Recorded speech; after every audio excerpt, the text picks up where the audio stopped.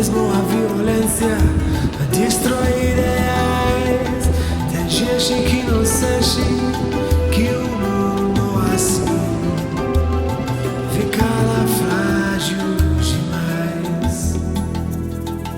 Choro eu e você, e o mundo também, e o mundo também. Choro eu e você, que fragilidade, que fragilidade.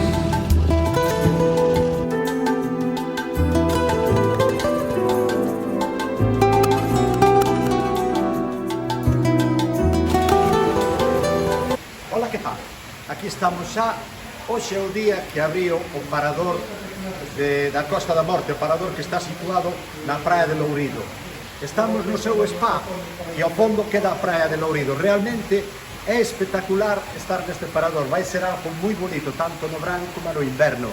Xa temos visitantes por aquí. Xulio, mira, máis está o director, que é un lujo ter un amigo como a él. É da Morte. Unha, dúas, tres. Viva a Costa da Morte!